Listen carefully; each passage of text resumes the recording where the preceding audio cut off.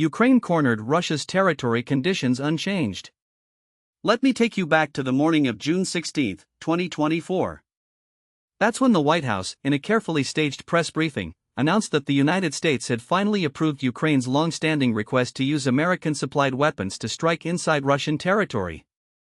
The headlines were immediate: U.S. lifts restrictions on Ukraine's strikes against Russia, a turning point in the war, Putin's bluff called. The narrative was clear: America was finally giving Kyiv the tools to take the fight to the enemy, to push back against Russian aggression, to turn the tide. But here's the thing. If you followed my work over the years, whether in the Pentagon, on the ground in the Balkans, or as a military strategist, you know I don't take official narratives at face value.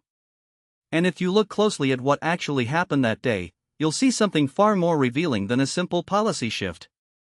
What you're witnessing is the slow-motion collapse of a strategy that was doomed from the start. The White House didn't just lift restrictions, they did it in a way that guarantees nothing will change. And that tells you everything you need to know about where this war is headed. Let me explain. The official what they want you to believe. According to the administration, this decision was a long overdue response to Russian escalation. The Pentagon's press secretary put it: Ukraine has the right to defend itself, and that includes striking the sources of aggression. The State Department echoed the sentiment, framing it as a necessary step to deter further Russian attacks on Ukrainian civilians. The media ran with it. The New York Times called it a significant escalation, while the Washington Post described it as a calculated risk to force Putin to the negotiating table. The numbers were trotted out to support the case. Since the start of the year, Russia had launched over 3,000 missiles and drones at Ukrainian cities, killing hundreds and destroying critical infrastructure. Ukrainian officials had been pleading for months to hit Russian air bases, command centers, and logistics hubs, all of which were being used to prosecute the war. The argument was, if Russia can bomb Ukraine from its own territory, why can't Ukraine hit back? And for a moment, it seemed like a reasonable question. Even some of the more hawkish voices in Congress, people like Senator Lindsey Graham, had been pushing for this exact move. If we're serious about winning, Graham said, we have to let Ukraine fight with no restrictions. The logic was: give Kyiv the tools, and they'll do the job. But there's a problem with this narrative. A big one. A policy designed to fail. Here's what they're not telling you. First, the restrictions weren't fully lifted. The White House made it clear that Ukraine could only use American weapons to strike military targets inside Russia that were directly supporting the invasion, and even then, only in a limited zone near the border. That means no deep strikes on Moscow, no attacks on Russian oil refineries, no targeting of the Black Sea Fleet's home ports. In other words, Ukraine was given just enough rope to hang itself. Why? Because the Biden administration is terrified of escalation. Not the kind of escalation where Russia retaliates against Ukraine, that's already happening. No, they're terrified of horizontal escalation, the kind where Russia strikes back at NATO supply lines in Poland, or where a Ukrainian missile accidentally hits a Russian nuclear command post. The kind of escalation that turns a regional war into a global one. And that fear isn't irrational. I've been in rooms where these scenarios are wargamed. I've seen the intelligence assessments. The Russians have made it clear, repeatedly, that they view direct NATO involvement as an act of war. So the White House's solution was to give Ukraine just enough capability to make it look like they're doing something, while ensuring that nothing fundamentally changes. But here's where it gets interesting. The Russians knew this was coming. They've been preparing for it. And their response? Nothing. No mobilization, no new missile strikes, no threats of nuclear retaliation. Why? Because they understand something the West refuses to: this war is already over. Let me say that again. The war is over. Not in the sense that fighting has stopped, but in the sense that the strategic outcome has been decided. Russia has achieved its minimal objectives: securing Crimea, consolidating control over the Donbass, and ensuring that Ukraine can never join NATO. And they've done it at a cost they're willing to bear. The West, meanwhile, is still clinging to the fantasy that Ukraine can win in some meaningful sense, that it can push Russia out of all occupied territory, that it can force a regime change in Moscow, that it can restore the pre-2014 borders. That's not going to happen. And the White House knows it. The hidden what's really happening. So if the war is effectively over, why is the US still pouring billions into Ukraine? Why the sudden escalation now? The answer lies in three domestic political theater. Let's start with the timing. June 2024 isn't just any month, it's an election year. And not just any election year. This is the year where Joe Biden is running against Donald Trump, a man who has made it clear he wants to end the war immediately. The White House can't afford to look weak on Ukraine, especially not with Trump hammering them on the issue. So they needed a headline, a way to say, look, we're doing something, without actually doing anything that might provoke a real crisis. But there's more to it than that. The deeper truth is that the US has no exit strategy. For 2 years, the administration has been trapped in a cycle of escalation without end. Every time Russia gains ground, the US responds with more weapons, more money, more rhetoric about standing with Ukraine. But every escalation brings the same: Russia digs in deeper, the front lines barely move, and the body count rises. And here's the Russians want this to continue.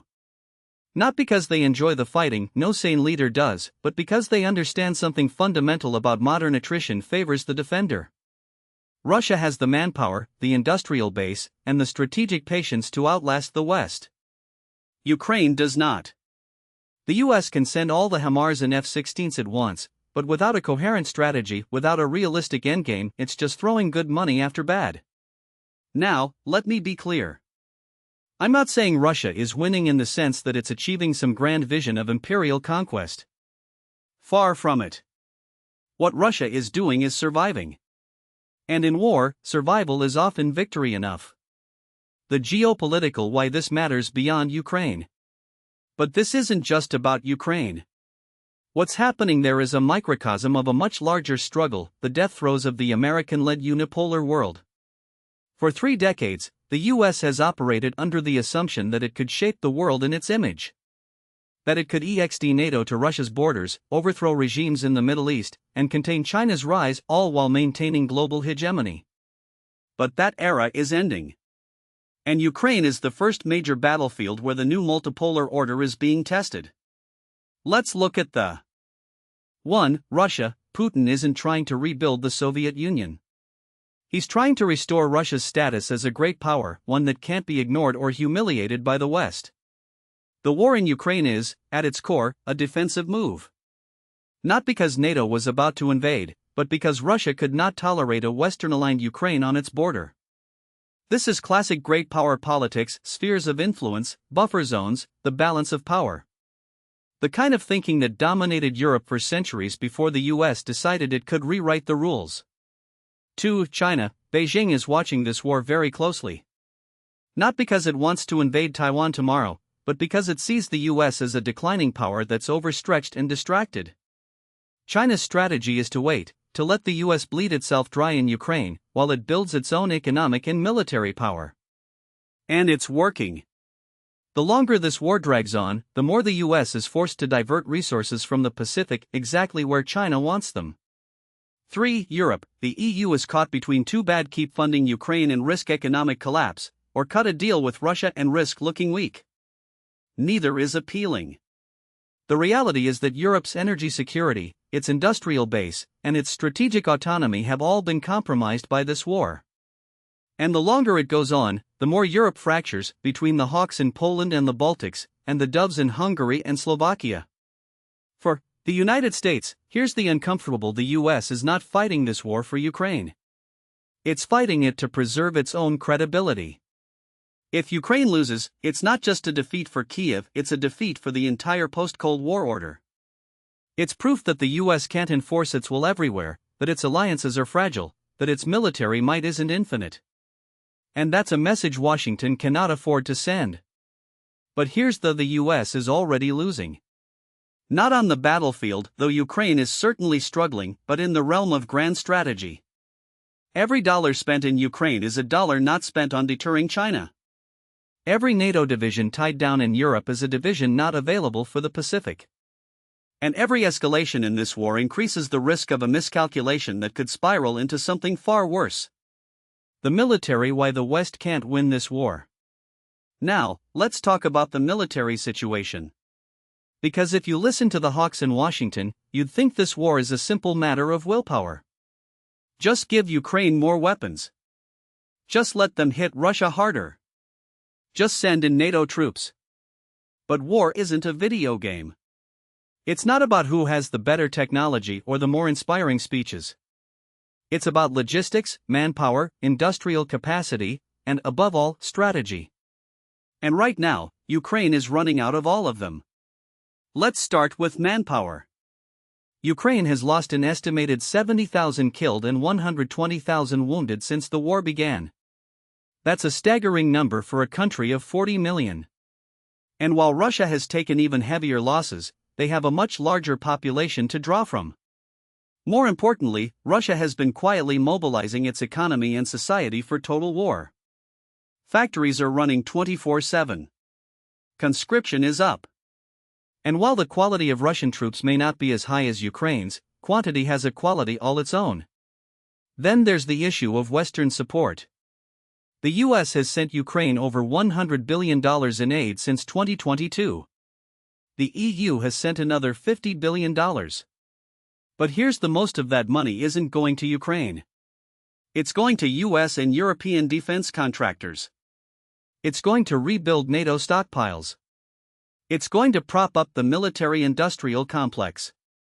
And even then, the flow of weapons is slowing. The US is running out of 155mm artillery shells. Europe is running out of air defense systems. And Ukraine is running out of time. Now, let's talk about the F-16s. The media has been hyping these jets as a game-changer. Ukraine's Air Force gets a boost. F-16s to turn the tide. But here's the F-16 is a 1970s-era fighter designed for air-to-air combat against Soviet jets. It's not optimized for ground attack. It's not stealthy. And it's extremely vulnerable to Russian air defenses. The Russians have already shot down dozens of Ukrainian jets, including modern ones like the Su-27 and MiG-29. Do you really think the F-16 is going to fare any better? And then there's the elephant in the nuclear weapons. The Russians have made it clear that if NATO directly intervenes, they will consider it an existential threat. And when a nuclear power feels existentially threatened, it reaches for the nuclear option. Now, I'm not saying Putin is going to nuke London tomorrow. But I am saying that the risk of escalation is real and that the West is playing with fire by pretending it's not. The domestic political why Biden can't walk away. But let's step back from the battlefield for a moment. Because the real driving force behind this war isn't strategy, it's politics. Joe Biden is in a bind. His approval ratings are in the toilet. Inflation is still high. The border crisis is out of control. And Donald Trump is leading in the polls. The last thing Biden needs is to be seen as losing Ukraine. So he's trapped in a cycle of escalation, giving Ukraine just enough to keep the war going, but not enough to actually win. And it's not just Biden. The entire Democratic establishment is invested in this war. The neocons in the State Department, the defense contractors, the think tanks, the media, all of them have staked their reputations on the idea that Ukraine can win. To admit otherwise would be to admit failure. And in Washington, failure is the one thing you can never admit. But here's the American people are getting tired of this war. Polls show that support for Ukraine aid is dropping, especially among Republicans. And with the economy still struggling, voters are why are we sending billions overseas when we have problems at home? That's why the White House is so desperate to control the narrative. They can't afford to look weak. But they also can't afford to escalate too much. So they're stuck in this limbo, giving Ukraine just enough to keep fighting, but not enough to actually change the outcome. And that's a recipe for disaster. The what comes next? So where does this go from here? Let's look at the three most likely scenarios. Scenario 1, the frozen conflict. This is the most likely outcome. The war grinds on for another year or two, with neither side able to make major gains. Russia consolidates its hold on the Donbass, Crimea, and the land bridge to the Sea of Azov. Ukraine, with Western support, holds the line but can't push Russia out. Eventually, both sides agree to a ceasefire not because they want peace, but because they're exhausted. The result?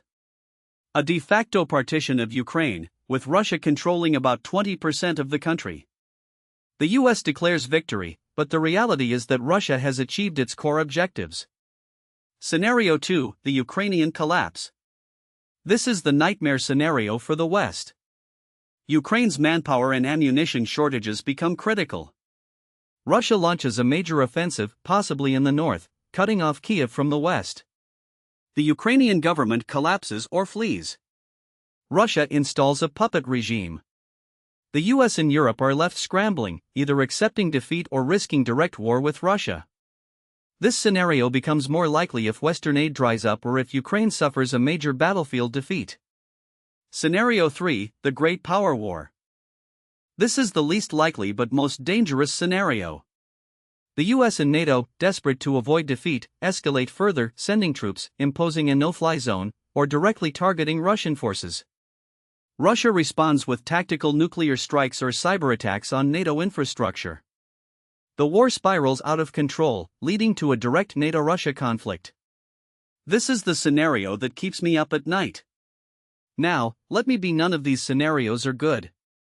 Even the best outcome, a frozen conflict, leaves Ukraine broken, Europe divided, and the US weakened. But the longer this war goes on, the worse the outcomes get. The grand strategy why the US keeps losing. But this isn't just about Ukraine. It's about a fundamental flaw in American grand strategy. For the past 30 years, the US has operated under the assumption that it can and should be the world's policeman. That it can spread democracy at the barrel of a gun. That it can contain Russia, contain China, and maintain global hegemony indefinitely. But that strategy has failed. Spectacularly.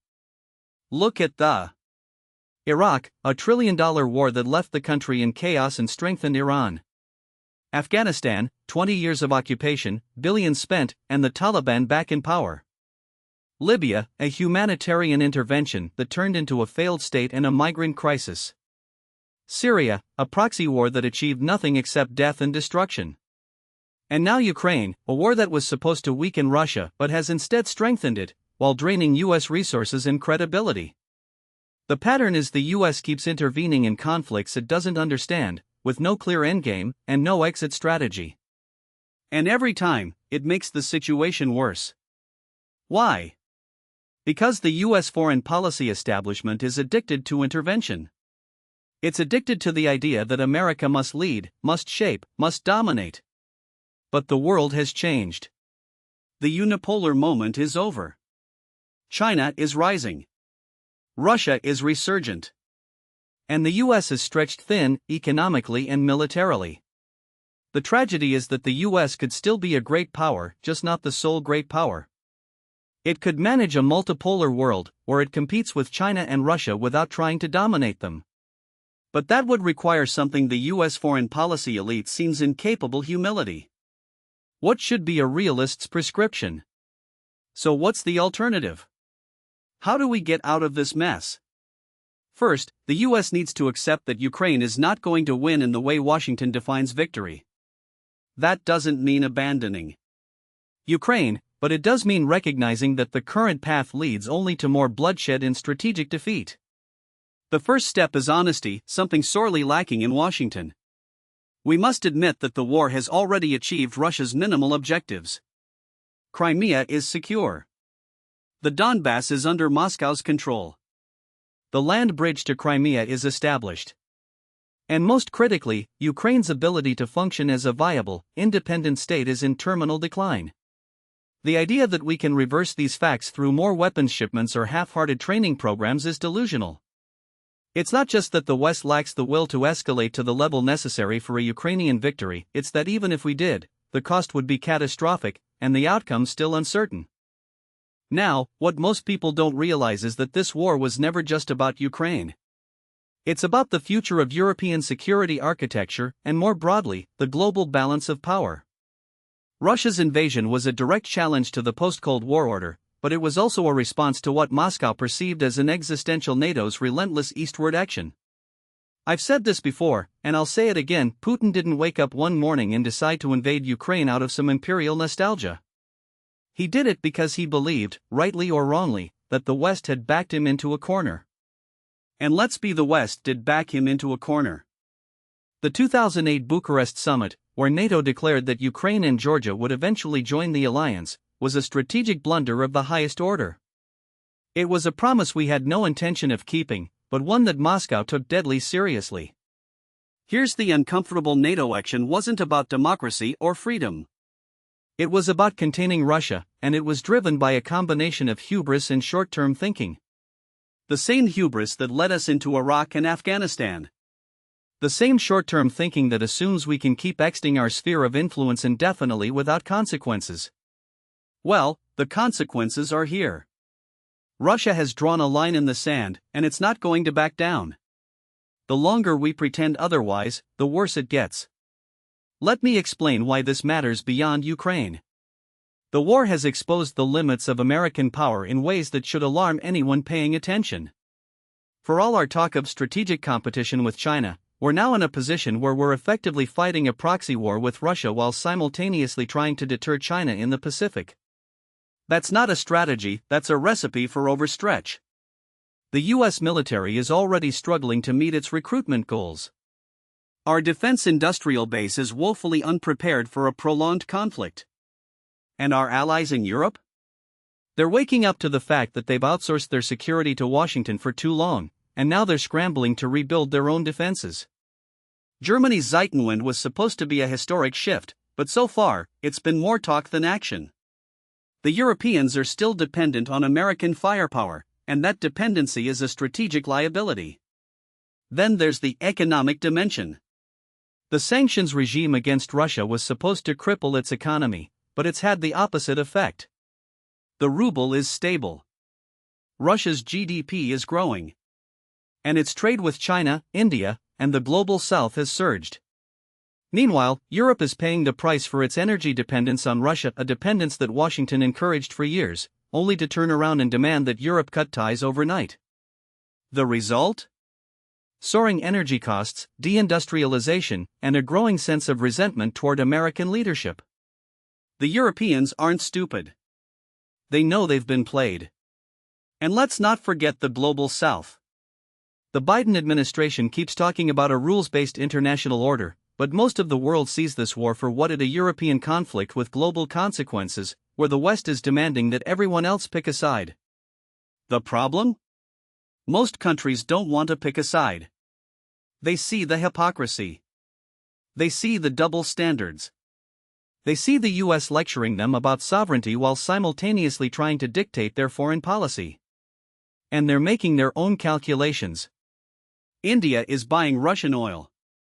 China is deepening its ties with Moscow. Even Saudi Arabia is hedging its bets.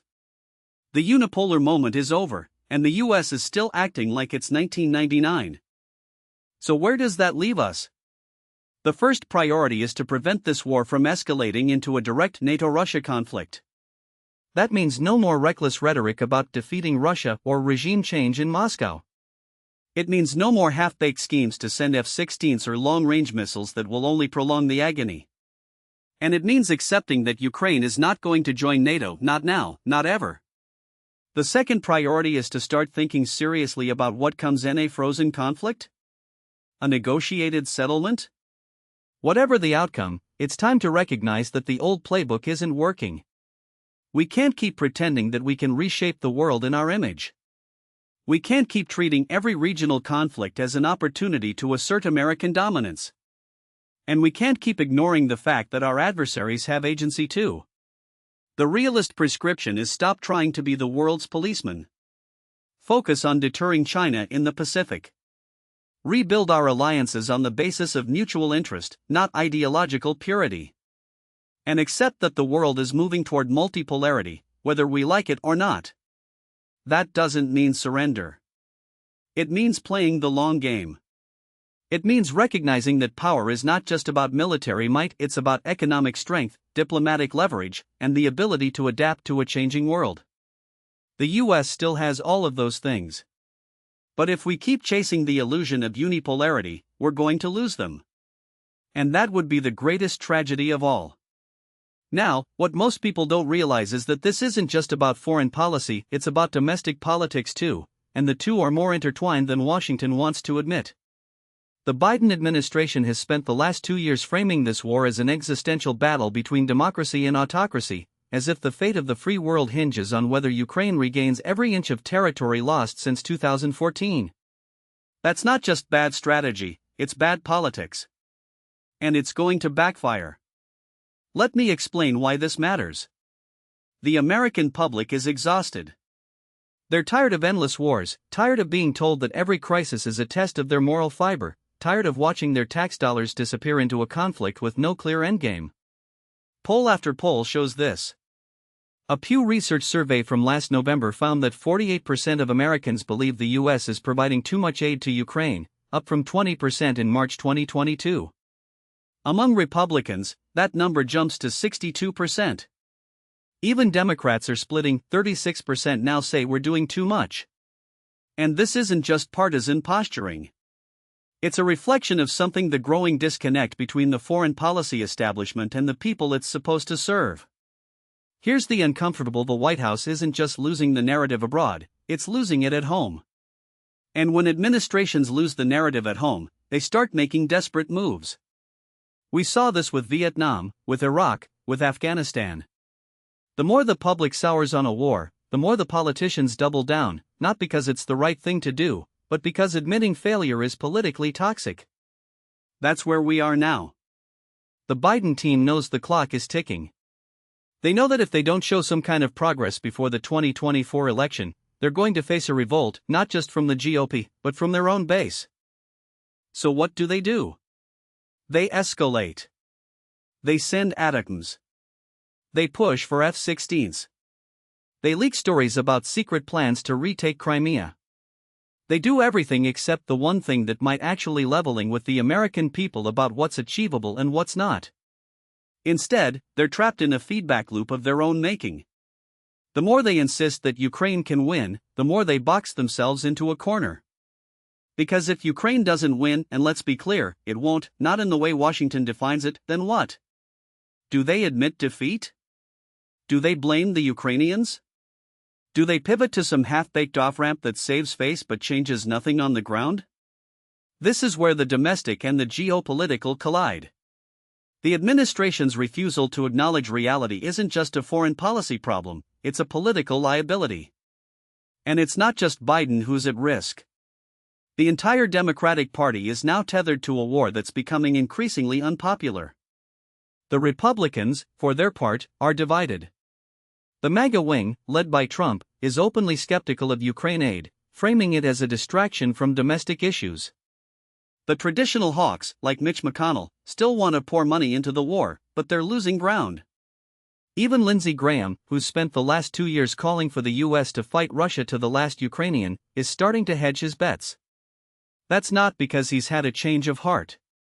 It's because he can read the polls. Now, let's talk about the scenarios. Because at some point, the music has to stop, and someone's going to be left without a chair. The first scenario is the one the White House is praying: a frozen conflict. Not a real peace, not a settlement, but a stalemate where the fighting dies down, the sanctions stay in place, and everyone pretends that this is a sustainable status quo. The problem? It's not sustainable. Frozen conflicts have a way of thawing. Look at Korea. Look at Cyprus. Look at Transnistria. These aren't solutions, they're holding patterns. And in Ukraine's case, a frozen conflict would mean a country permanently divided, with millions of refugees, a shattered economy, and a simmering insurgency that could flare up at any moment. That's not stability. That's a pressure cooker. The second scenario is a negotiated settlement. This is the one that makes the most sense, but it's also the one that's politically radioactive. Why? Because any settlement would require concessions. And in Washington, concessions are seen as surrender. But here's the concessions are how wars end. The Treaty of Westphalia, which ended the 30 Years' War, was a series of concessions. The Congress of Vienna, which ended the Napoleonic Wars, was a series of concessions. Even the Dayton Accords, which ended the Bosnian War, required concessions. The alternative isn't victory, it's endless war. And yet, the moment anyone in Washington even whispers the word negotiation, they're accused of being a Russian stooge. That's not statesmanship. That's cowardice. The third scenario is the one no one wants to talk: a Ukrainian collapse. Not a surrender, not a negotiated withdrawal, but a slow-motion disintegration where the Ukrainian military, exhausted and outgunned, simply can't hold the line anymore. This isn't some doomsday fantasy. It's a real possibility. The Ukrainian counteroffensive last summer failed. The Russians are digging in. The West's weapons deliveries are slowing down. And the Ukrainian economy is in freefall. The IMF just approved another $15.6 billion loan, but that's a band-aid on a bullet wound. The country's GDP shrank by 30% in 2022. Inflation is through the roof. Corruption is still rampant. And morale is fraying. If the fighting drags on for another year, 2 years, 3 years, what happens then? Do we just keep writing checks? Do we keep sending weapons? Do we keep pretending that this is sustainable? Here's the thing about: they don't happen overnight. They happen slowly, then all at once. And when they do, the people who insisted that everything was fine are the ones who get blamed. That's what happened in Afghanistan. That's what happened in Vietnam. And that's what will happen here if we don't start thinking seriously about an exit strategy. Now, let's talk about the 2024 election. Because that's the elephant in the room. If Biden wins, he's going to face immense pressure to do something about Ukraine. The hawks in his own party will demand more weapons, more money, more escalation. The Republicans will accuse him of weakness. And the American people will wonder why we're still involved in a war that no one can explain. If Trump wins, all bets are off. He's already said he'd end the war in 24 hours. That's not a policy, it's a soundbite. But it reflects a broader: the American people are done with this war. They don't care about the rules-based international order. They care about their paychecks, their kids' schools, their healthcare. And they're tired of being told that they have to care about Ukraine more than their own country. So where does that leave us? It leaves us with a choice. We can keep pretending that this war is winnable, that the old playbook still works, that we can reshape the world in our image. Or we can accept that the world has changed, that our adversaries have agency, and that we need a new approach. That doesn't mean abandoning Ukraine. It means being honest about what's possible and what's not. It means recognizing that the best outcome for Ukraine isn't a military victory, it's a negotiated peace that preserves its sovereignty and allows its people to rebuild. And it means accepting that the era of American unipolarity is over. The question is whether Washington is willing to accept that. Because if it's not, we're not just heading for a geopolitical disaster. We're heading for a domestic political one too. And that's a tragedy we can still avoid if we're willing to face reality.